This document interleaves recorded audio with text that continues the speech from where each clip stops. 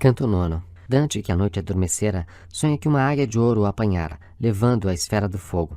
Acordando, encontra-se diante da porta do purgatório com Virgílio, que lhe diz que foi Luzia quem o transportou durante o sono. Repete o mesmo ao anjo porteiro, que os convida a subir os 3 degraus ao topo dos quais está sentado, e, após gravar com sua espada na testa de Dante 7P, os 7 pecados capitais, dos quais ele deverá se lavar nas 7 cornijas do purgatório, abre-lhes a porta com uma chave de prata e outra de ouro. A concubina de Titão antigo já branquejava no balcão do Oriente, vinda dos braços de seu terno amigo. De gemas, a sua fronte era luzente, postas na forma da criatura prava, que a bífida cauda fere a gente. Nota. A concubina do antigo Titão, Aurora, surgia iluminada no balcão do Oriente, ornada pelas estrelas de Escorpião, a criatura prava. Amanhecia, portanto, no hemisfério boreal. E te dera já, lá onde eu estava, os 2 passos para a sua posição, e, para o terceiro, as asas já inclinava. Nota. Enquanto no hemisfério austral, onde se encontrava Dante, a noite avançava. Fim da nota. Quando eu, que em mim importava algo de Adão, em fundo sono me deitei na grama, onde os 5 sentávamos então. Nota. Dante, portando seu corpo como Adão, adormeceu na relva do recanto, onde se encontrava, na reunião do canto anterior. Na hora antes d'alva, quando triste clama, no primeiro gorjeio uma andorinha, quiçá em memória do antigo seu drama. Nota. Filomena e sua irmã Progne, ao fugir da perseguição de Tereu, marido desta, foram transformadas respectivamente em rouxinol e andorinha. Ovídio Metamorfoses. Fim da nota. E em que mais nossa mente da daninha carne se alheia, e os cuidados dispensa, para nos sonhos ficar quase veio-me em sonho aparecer, suspensa uma águia de áurea plumagem no céu, de asas retesas, a baixar propensa. E no mesmo lugar onde achava-me eu, donde, raptado de seus companheiros, Ganimedes a maior corte ascendeu. Nota. Ganimedes, por sua beleza, foi raptado por uma águia a serviço de Júpiter, para ser copeiro dos deuses no Olimpo. Fim da nota. Pensava, talvez sejam costumeiros só aqui seus voos, e, em outro lugar, desdenhe usar seus gadanhos certeiros. Depois de um pouco, no alto rodear, terrível qual corisco ela desceu, para até o fogo então me arrebatar. Aí no fogo ardemos ela e eu, até o incêndio ideal tão verdadeiro ficar, que à força o sono se rompeu. Como Aquiles que estremeceu inteiro, em torno dirigindo o despertado olhar, sem atinar seu paradeiro.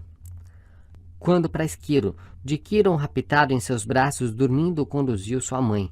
E, Esquiro, de Quiron raptado em seus braços, dormindo conduziu sua mãe. E, após, por gregos foi achado. Nota. O jovem Aquiles foi raptado de Quiron, o centauro seu preceptor, por sua mãe Tétis, alertada pela profecia de que ele seria morto na guerra contra a Troia. Ela o escondeu na ilha de Esquiro, onde, porém, seria descoberto por Ulisses e Diomedes, e levado depois para a guerra. Fim da nota.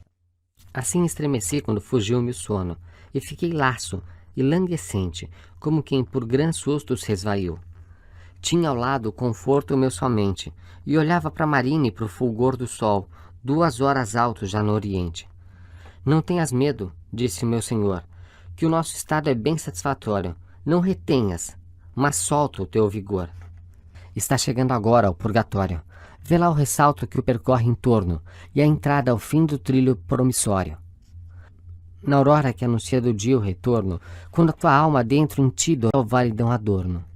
Mulher veio e me disse, eu sou Luzia, a esse que dorme deixa-me votada, para ajudá-lo em sua penosa via. Ficou o surdelo e outra gente grada. Ela tomou-te e, assim que o dia clareou, veio para cá, e eu em sua pegada. Aqui pousou-te, e, como me mostrou, com os olhos belos seus havia da entrada, partiu, e teu sono a par se dissipou. Como a pessoa na dúvida angustiada, que após muda em conforto o seu temor, quando a verdade enfim lhe é revelada. Assim mudei, e quando meu senhor me viu sereno, já pelo ressalto moveu-se, e eu atrás dele ao fito mor. Ó leitor, bem tu vês como eu exalto o tema meu, e agora, com mais arte não te admires, se o levo ainda mais alto. Chegamos, apressando-nos, à parte em que rachada rocha antes julgava, como por fenda que um muro disparte. Rachada rocha antes julgava, como por fenda que um muro disparte. E vi uma porta, que no topo estava de 3 altos degraus de vária cor. E, à sua frente, um porteiro que calava. Tentando após divisá-lo melhor, de seu rosto ofuscava-me o clarão, sentado sobre o degrau superior. A espada nua que levava na mão, tão forte refletiu o sol para nós que mais vezes tentei fitá-lo em vão. Dizei, mesmo daí, que quereis vós? Começou então. Vós se escolta onde está, cuidai que o passo não vos dane após. Mulher do céu, que disso certo está, meu senhor respondeu. A breve instante nos disse, aí é a porta, ide para lá. E que ela os vossos passos bem adiante, continuou logo esse cortês porteiro. Para os degraus nossos, vinde então avante. Seguimos. Branco era o degrau primeiro, qual o verdadeiro? Era o segundo, escuro mais que pez de pedra áspera e seca, apresentando fissuras de comprido e de travessa. O terceiro, grã peso aparentando, deveria ser de pórfido, flamante qual sangue vivo de veia jorrando. Pousava os pés nesse último, o radiante anjo de Deus, sentado na soleira que parecia uma pedra de diamante. Levou-me aos 3 degraus com boa maneira o mestre e disse, peço-lhe, com jeito humilde, que soltar o fecho queira. Devotamente, o seu conselho aceito. Pedi misericórdia e que me abrisse, após 3 vezes me bater o peito. Na testa 7 sem que eu sentisse com a espada, me inscreveu. E que ora laves, quando aqui entrares, estas chagas, disse. De árida terra que mais fundo caves em sua roupa a única cor presente, debaixo dela, ele tirou 2 chaves, de ouro feita, aplicou à porta, o que me fez contente. Como qualquer destas chaves rejeita seu giro completar na fechadura, disse, não se abrirá esta porta estreita. Uma é preciosa a mais, mas a outra apura mais arte e engenho para que descerre, porque é esta a que o nó solta ou assegura. Tenho a de Pedro, que advertiu-me que erre mais por abri-la que a manter fechada, sempre para aquele que, a meu pés, se aterre. E quando então girar ouvi em seu pino do sagrado portal cada charneira, que é dissonante metal genuíno. Creio que não rangeu de tal maneira a Tarpeia, quando foi-lhe expulso o bom Metelo, para torná-la mais ligeira. Nota. Junto à rainha Tarpeia, em Roma, estava localizada a caixa forte em que era guardado o tesouro da República, cujo administrador, Cecílio Metelo, foi afastado por César, vitorioso, para poder torná-la mais ligeira do seu comando. Quedei-me atento para um doce som. Te Deum laudamus. Nele pareceu-me ouvir mesclado de uma voz o tom. Ao que ouvia, tal imagem me ocorreu. De ao som de órgão, ouvir uma canção, quando as palavras e o sentido seu entendem-se ora sim e ora não. Canto 10. Iniciam os poetas a subida para o primeiro terraço do purgatório, onde encontrarão os orgulhosos, por uma trincheira cavada na rocha, estreita e tortuosa. Aí chegados, encontram, esculpidas no mármore da encosta, 3 representações de exemplos de humildade, a virtude oposta à soberba dos penitentes. A primeira apresenta a cena cristã da Anunciação. Na segunda, vê-se a cena bíblica de Davi dançando diante da arca, em honra a Deus. E a terceira conta a fábula pagã do imperador romano Trajano, interrompendo ações bélicas para atender à provação de uma humilde e desesperada viuvinha. Encontram então as almas dos orgulhosos, que carregam pesadíssimos blocos de pedra. Tendo galgado a soleira da porta, que ao mais das almas impede a paixão, porque reta lhes mostra a estrada da torta. De seu fechar-se o som, deu-me a visão. E, se para lá eu tivesse o olhar voltado, como para a falta, invocaria perdão? Subíamos nós por um sulco, talhado na rocha, que volvia para uma e outra parte, com os refluxos de um olhar agitado. Aqui convém usar um pouco de arte, o meu guia começou. Procura um jeito de, ao lado que desvia, sempre encostar-te. E o nosso andar se estorvou o proveito tanto, que o escasso jadisco da lua antes chegara, por deitar-se ao leito.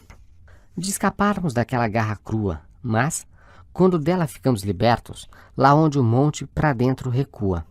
Eu já cansado, e os dois ambos incertos, alcançamos um terraço ermo, mais do que as trilhas dos desertos. Desde a extrema beirada desse passo, da íngreme encosta até o pé da subida, de 3 corpos humanos mediu o espaço. E na extensão por meu olhar colhida, desde a sinistra direita beirada, tinha cornija essa mesma medida. Ainda lá não chegara a nossa andada, quando notei que a faixa que torneja a encosta, que era menos inclinada, era de branco mármore, que enseja em talhes tais, que não só a Policleto, mas a própria natura fariam inveja. Nota: Policleto foi o maior escultor da Grécia Antiga. Fim da nota. O anjo que veio à terra, com decreto de paz, tão lacrimada pela gente, que descerrou do céu o longo veto. Parecia tão real, à nossa frente, representado em postura suave, não figurar só uma efígie silente. Ter-se-ia jurado que dissesse ave, pois também lá esculpida estava aquela, que para o supremo amor girou a chave. No supremo amor girou a chave. Nota: a Virgem abriu a porta do amor de Deus para os homens. Fim da nota. Impressa no ato era a palavra bela, ete entila dei, tão propriamente como nascera a figura cicela. Num só lugar não ponhas a tua mente, disse-me o mestre, que me conduzia ao lado, que é o do coração da gente. Donde os olhos movi para onde surgia o tergo de Maria, para a direção em que se achava aquele que me guia. Outra história na rocha inscrita, e então de Virgílio passei para o outro lado, para observar em melhor posição. No mesmo mármore estava entalhado o carro e os bois puxando a arca santa, que gesto faz temer não ordenado. E, em 7 coros repartida, adiantando-se, a gente que ora, a 2 dos meus sentidos, um fazia dizer não, e o outro sim, canta. Também os fumos do incenso, esculpidos meus olhos, o nariz, cada a seu aso, ao sim e ao não, cada a seu aso, ao sim e ao não, tornavam divididos. Dançava à frente do sagrado vaso, veste suspensa, o modesto salmista, mais e menos que rei sendo no caso. E debruçada à janela era a vista de um grande palácio, Micol que observava, como mulher desdenhosa e malquista. Mudei para além do lugar onde estava, para ver de mais perto uma outra história, que, ao lado de Micol, já branquejava. Nota: Micol, filha de Saul, foi a primeira mulher de Davi. Era historiada ali a suma glória do romano exemplar cujo valor moveu Gregório a obter-lhe a grã vitória. E eu falo de Trajano imperador e da velhinha que lhe estava ao freio, em postura de pranto e de grandor. Era o lugar de cavaleiro cheio, e as águias de ouro, sobre eles ao vento alçadas, simulavam o seu ondeio. A pobrezinha, nesse ajuntamento, Senhor, faz-me a vingança, faz vingança do meu filho morto, que é o meu lamento. E ele lhe respondeu, tem confiança, até eu voltar. E ela, meu senhor, como pessoa que adoro. E ele lhe respondeu, tem confiança até eu voltar. E ela, meu senhor, como pessoa que a dor não abonança. E se não voltas? E ele, o sucessor meu o fará. E ela, de outro o bem a que te valerá, se teu não for. E ele então, te conforta, pois convém que o meu dever cumpra antes que se mova. Justiça o ordena, e pesar me retém. Foi quem jamais viu coisa para ele nova, que produziu tal visível falar. Nova para nós, porque aqui não se aprova. Foi quem jamais viu coisa para ele nova, que produziu tal visível falar. Nova para nós, porque aqui não se prova. Enquanto eu deleitava-me a olhar, eis aqui, mas com lentas elas são, ia dizendo o poeta, muitas gentes que a outros degraus talvez nos levarão. E os olhos meus, que estavam ali contentes, nos prantos sempre aos mais que se anuncie, foram se chamar logo presentes. Não creio, meu leitor, que eu te desvie de tuas boas intenções por te contar, como Deus quer que a dívida se expie. Não se atenhas à forma do penar. Pensa em seu fim, por tardo que viesse, não por o grão juízo ultrapassar. E eu comentei. Mestre, não me parece isso que vem aí a ser gente não, mas não sei o que a vista me E eu comecei. Mestre, não me parece isso que vem aí a ser gente não, mas não sei o que que a vista me esvanece. E ele a mim: a grave condição desse suplício seu tanto o cerceia, que o meu olhar também tornara vão. Que o meu olhar também tornara vão. Mas fita bem, destrinça o que meneia por baixo dessas pedras colossais, e entenderás a pena que os golpeia. Os orgulhosos cristãos, pobres mortais que em vosso engano de mente enfermiça, em diversos caminhos confissais. Vede que o verme somos, que a premissa deve cumprir da amena borboleta, sem que defesas voa para a justiça. Nota. Somos o verme preparatório da borboleta, que, sem defesas, não teme a justiça de Deus. Que de tão alto ânimo vos inquieta, quando sois como inseto indo indefeito, ou verme que a outra forma não completa. Como para sustentar cornija, o efeito de mísula se faz com uma figura humana, que aos joelhos dobra o peito.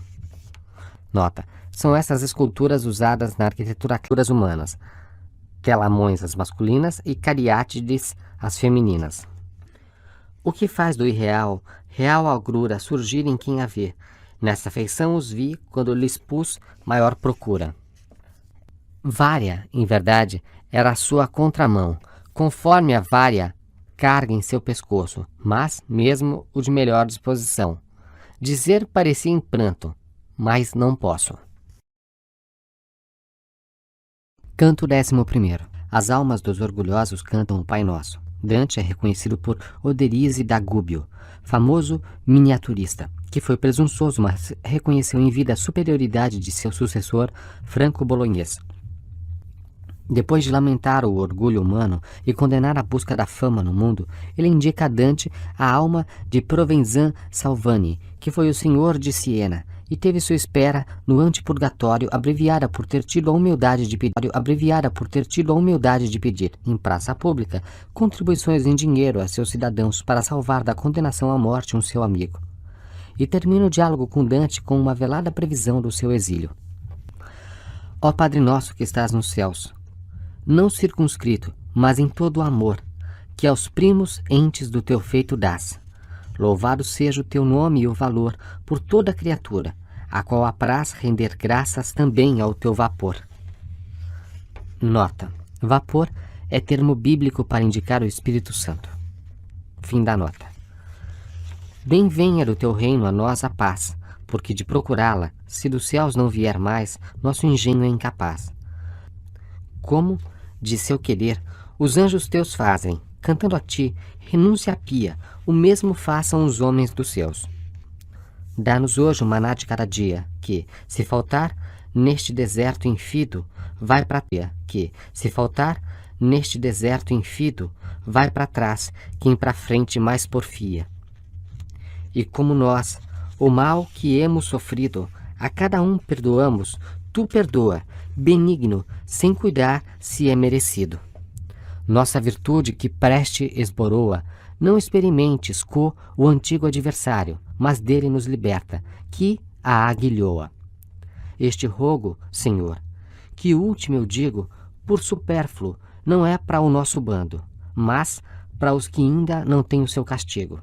Assim, a eles e a nós bem augurando, cada espírito aflito por um peso, maior que o que se tem, por vez, sonhando. Diversamente por sua pena leso, sobrecansado a primeira coroa, a purgar deste mundo ingrato veso. Se ele assim lá, por nós, sua reza entoa, o que fazer por ele aqui coubera, a quem? O que fazer por ele aqui coubera a quem? Para querer, raiz tem boa? Deve alavar as manchas que trouxera daqui, ajudá-lo para que limpo e leve possa sair para a estrelada esfera.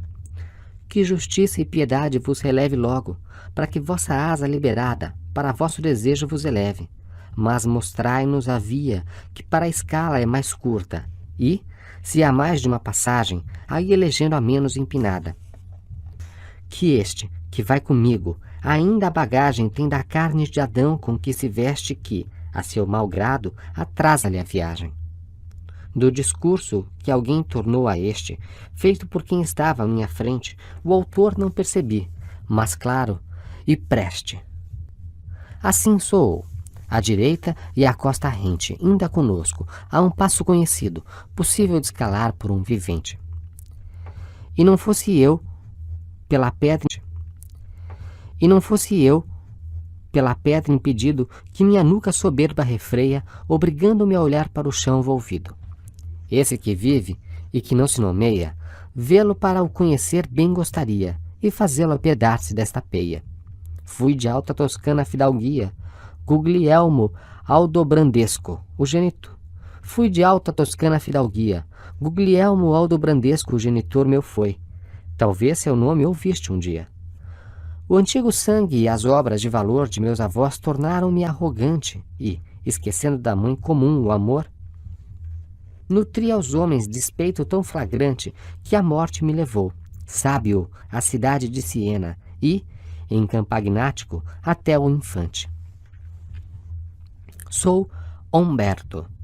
Não só a mim, calamidade, a soberbia causou. Todos os meus, ela junto arrastou na adversidade. Ora devo estar por ela, até que satisfaça a Deus. Ora devo este peso carregar, se lá o não fiz, aqui entre os mortos réus. Escutando-o, volvi para baixo o olhar e vi que um deles, não o que falava, torcia-se sob seu peso ao me buscar. Viu-me e reconheceu-me, e me chamava, e tinha fixo o olhar, vencendo a agrura, em mim curvado que os acompanhava. Ó, não és tu, Oderise, criatura maior de Gúbio, e honra daquela arte, disse eu, que Paris chama Ilaminura? Irmão, disse ele, mais prazer disparte o que pincelo franco-bolonhês. Dele é a honra toda, ainda que minha em parte. Não seria certamente tão cortês enquanto vivo, na procura obsesso da perfeição que a arte buscar me fez. De tal soberba, aqui paga-se o preço. De tal soberba, aqui paga-se o preço. E aqui não já estaria, se não me fosse voltado a Deus quando ainda a errar professo. Nota. Oderise quer dizer que foi premiado com a menor espera no antipurgatório por ter renunciado à soberba ainda em seu tempo de vida ativa, e não só na hora da morte. Fim da nota. Ó glória vã de toda humana posse, quão pouco o verde no seu topo dura, até alcançá-lo o tempo que o destroce. Julgava assim, Cimabue da pintura, o campo ter que ora por Giotto é tido, que a fama do primeiro torna obscura. Assim tirou de um o outro Guido, da língua a glória, e talvez já é chegado quem do ninho eles dois terá varrido. Nota. Assim Guido Cavalcanti conquistou a glória da língua que pertencia a Guido Guinizelli, e que será dada a Dante, segundo a interpretação unânime dos comentaristas da afirmação que Dante põe. Fim da nota. Não é a fama do mundo que um minguado vento que vem de cá e ora de lá, e muda o nome porque muda o lado. Que glória a mais terás, se velha já despires a tua carne, ou se o acalanto dos pais presto perdido se terá. Daqui a 1000 anos, que é mais curto evento para a eternidade do que um só piscar, para o dos celestes círculos mais lento. Nota. O círculo celeste que é o mais lento em sua revolução, isto é, o círculo das estrelas fixas que Dante no Convívio calcula em 360 séculos. Desse que a frente vai tão devagar, foi em Toscana toda a fama ouvida, que ora só em Siena se ouve murmurar. Onde era dono quando destruída, foi de Florença a fúria que era altiva, então, quando agora é prostituída. Tem vossa fama a cor da erva nativa, que vem e vai, e é aquele que a descora, o mesmo se viva. Nota. É o mesmo sol que é extraído da terra que após a secar. Fim da nota. E eu? Tua fala verdadeira honora, justa humildade, soberbia condena, mas quem é o de quem falaste agora? Nota. Dante responde, tua palavra verdadeira me induz a boa humildade e aplaca o fervor de minha soberba. Fim da nota. É Provenzan Salvani, disse, e a pena que aqui o castiga é por sua pretensão de reter em suas mãos toda a Siena. Assim tem ido e vai sem remissão desde a sua morte. Esse tributo onera quem demais teve em vida presunção. E eu? Se todo espírito que espera para arrepender-se até o fim de sua vida, daqui abaixo o retém e não o libera. A lei, salvo boa prece recebida, antes de tempo igual ao que viveu, como foi-lhe essa graça concedida? No campo de Siena, ao apogeu tornou-me, de sua glória, arcanjo à peia da vergonha, por si se ofereceu. Cumpri a pena um amigo, por si se ofereceu. Cumpri a pena um amigo na cadeia de Carlos, e ele, ali, para livrá-lo, se dispôs a tremer por toda a veia. Nota. Se dispôs a tremer em todas as suas veias, pela coragem que teve de pedir na praça da cidade de que era o senhor, aos passantes, contribuições para salvar um seu amigo da condenação à morte. Mas não direi, e obscuro sei o que falo, mas não demorará que os próprios fins dos teus vizinhos te farão glosá-lo. Nota. Não tardará que a ação dos conterrâneos de Dante lhe dará a interpretação desse discurso obscuro. Fim da nota. Esse ato dispensou de tais confins? Nota.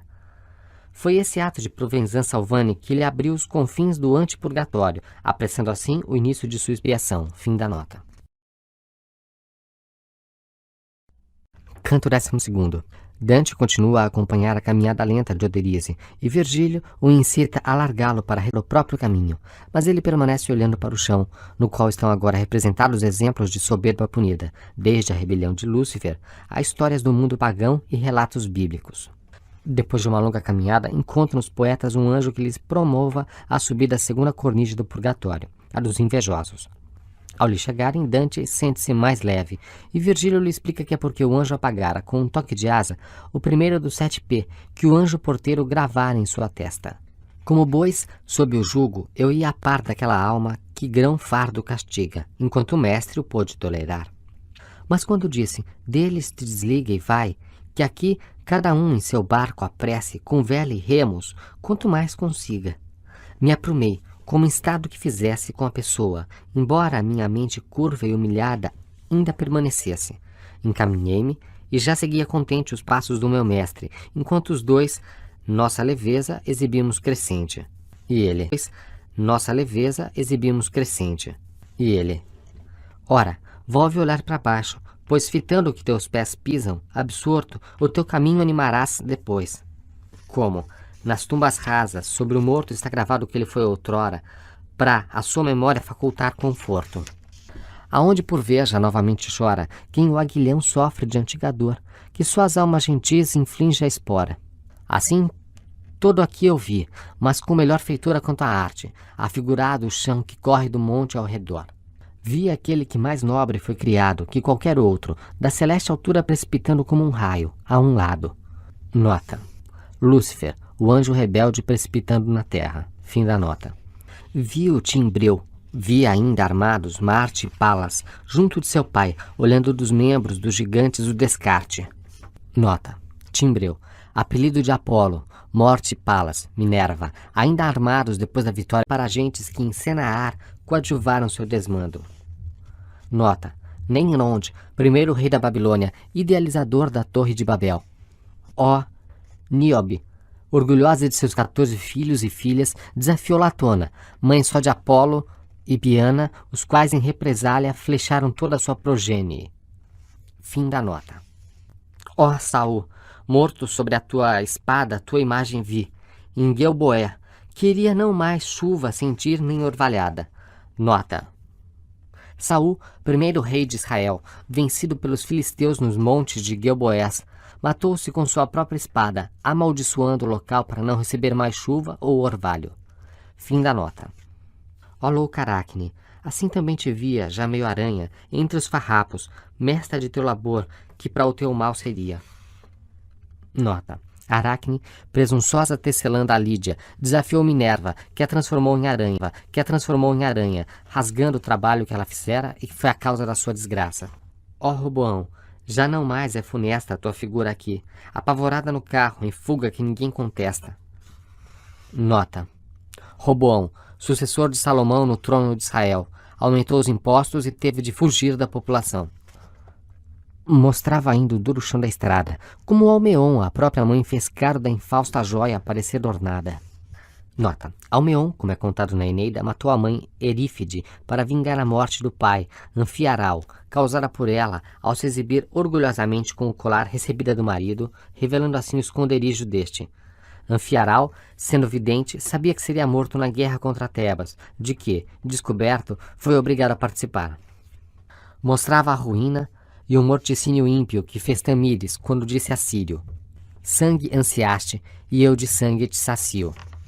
Nota: Senaqueribe, orgulhoso rei dos assírios, ousou desafiar o rei da Judéia, Ezequias, e teve o seu exército destruído durante a noite por um anjo. Voltando a Nínive, foi morto por seus filhos, inconformados, no templo onde rezava. Mostrava o desbarato do retiro dos assírios na morte de Holoferne e os despojos de seu suplício Diro. Nota: Tamíris, rainha dos Citas, vencendo na guerra Ciro, rei dos persas, mandou cortar-lhe a cabeça, que atirou num balde cheio de sangue. Fim da nota. Vi Troia em cinzas até o imo cerne, ó Ilion, como abjeto e revel, gravado ali teu gênio se discerne. Qual mestre de estilete ou de pincel recriaria figuras e motivos, que lá de todos obteriam laurel?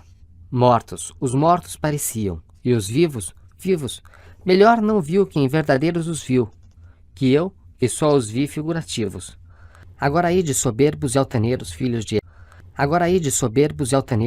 de Eva, e não baixeis a fronte, para não verdes os vossos maus carreiros. Tínhamos jamais volteado o monte e gasto mais, sem tê-lo percebido, do caminho do sol para o horizonte. Quanto o que à minha frente, precavido, andava começou, levanta a testa, não é mais hora de ires distraído. Vê o anjo de Deus que lá se apresta a chegar para nós e vê que torna do serviço do dia a ancila sexta. Dei reverência os modos teus adorna, para que dê ao nosso fim sua proteção, e pensa que este dia não mais retorna. Reconheci sua usual exortação contra a perda de tempo, assim que aquela não podia ser-me obscura na ocasião. Chegava a nós, criatura bela, branco vestida e, no semblante, qual trêmula surge a matutina estrela. Abriu os braços e asas por igual e disse: chegava a nós a criatura bela, branco vestida e no semblante, qual a matutina estrela. Abriu braços e asas por igual e disse: vinde, ora aos degraus chegais que a ascensão vossa tornará trivial. Poucos a este convite ora vem mais, ó raça humana, para se alçar criada, por que razão há pouco vento cais? Levou-nos aonde a rocha era sulcada, aí roçou-me co asas à fronte e, após, segura, prometeu-me a andada. Como à direita, para subir ao monte, lá onde a igreja está, que a bem regida cidade à vista sobre o Rubaconte. Florença. Fecha a nota. É completada a íngreme subida, com a escadaria nos tempos outros feitas, que eram certos caderno e medida. Encertando a jornada a nossa messe, beate e pauperes espírito, vozes num canto ouvi, que a palavra emudece. Ah, quão diversas estas das atrozes passagens infernais, que aqui com cantos chega-se, e lá com lamentos ferozes. Ia já subindo pelos degraus santos, e a subida nada mais leve parecia que qualquer meu andar por outros planos, donde eu, mestre, qual peso me teria sido levado por este estar ligeiro, assim que o andar fadiga desafia. E ele, quando em tua testa o derradeiro pelos que restam, já quase sumidos, for apagado como foi o primeiro. Terás, por boa vontade, os pés movidos, tão que não só não sentirão fadiga, mas gostarão de serem impelidos. Fiz então como alguém que absorto siga, com algo na cabeça sem o saber, mas quando acenos dos outros o intriga. Logo a mão dispõe-se a conhecer, procura e acha a situação a clara, que a vista só não pode resolver. Levei a mão direita à testa, para constatar que só 6 ela sentiu, das letras que aquele anjo me gravou.